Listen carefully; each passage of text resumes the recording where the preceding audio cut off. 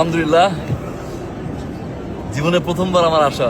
বর্তমান সময়ের ছোট পর্দার জনপ্রিয় মুখ মুশফিকার ফারহান ছোট পর্দায় বহুমাত্রিক চরিত্রে অভিনয়ের মাধ্যমে দর্শকদের কাছে নিজের অবস্থান শক্ত করে নিয়েছেন। নিয়মিত কাজের ব্যস্ততার মাঝেও তিনি এবার জীবনের এক গুরুত্বপূর্ণ পবিত্র যাত্রায় বেরিয়েছেন, যেখানে উমরা পালন করতে বর্তমানে তিনি অবস্থান করছেন মক্কা নগরীতে। পবিত্র নগরীতে পৌঁছে প্রবাসীদের কথা রাখলেন তিনি। তবে কি কথা দিয়েছিলেন ফারহান জানতে পারবেন আজকের এই ভিডিওতে। তাই আপনি যদি আমাদের এই চ্যানেলে একজন নতুন দর্শক হয়ে থাকেন তাহলে অনুরোধ করব আমাদের এই চ্যানেলটি সাবস্ক্রাইব করার। প্রথমবার ঢুকে প্রথমবারে হাজরে আসওয়াদ মানে কালো পাথর যেটাতে চুমু দেওয়াটা আসলে ভাগ্যের চেয়ে ভাগ্যের ব্যাপার।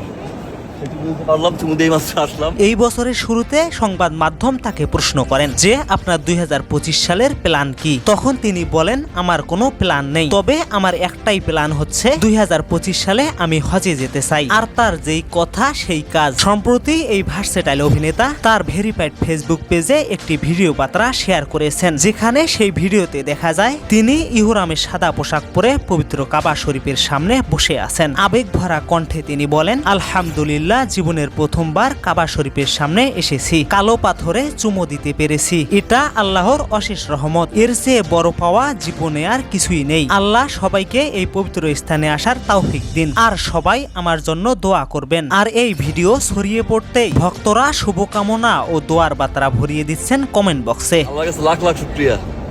জীবনে আর বড় কোনো চাওয়া নাই, পাওয়া নাই, কিছু নাই।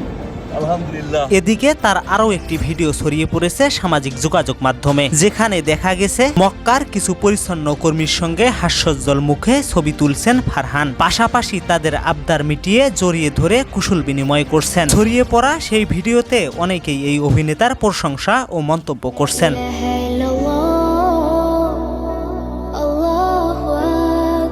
একজন লিখেছেন, খুব ভালো ছেলে, দোয়া করি দেশে এসে যেন দিনের পথে চলেন। প্রসঙ্গত অভিনেতা মুশফিকার ফারহান প্রায় ইতিম শিশুদের পাশে দাঁড়ান এবং তাদের সঙ্গে সময় কাটান। বিশেষ করে নিজের জন্মদিনে তিনি ইতিমখানায় যান, সেখানে ইতিম বাচ্চাদের সাথে ছবি তোলেন, খাবার খান, খেলায় মেতে উঠেন। জানা গেছে চলতি মাসের শেষ সপ্তাহে দেশে ফিরবেন ফারহান। দেশে ফিরে নতুন নাটকের শুটিংয়ে যোগ দেবেন তিনি। Really big time for me. Thank you Allah, thank you. Allah তাআলা সবার দোয়া কবুল করুক। দর্শক, এই ছিল আজকের আয়োজন। ফারহানের মতো জীবনে একবার জানি সবাইকে হজ করার তৌফিক দান করেন। আর হ্যাঁ, এই অভিনেতাকে আপনাদের কেমন লাগে তা কিন্তু অবশ্যই কমেন্ট করে জানিয়ে যাবেন। দেখা হচ্ছে পরের কোনো ভিডিওতে। ধন্যবাদ সবাইকে।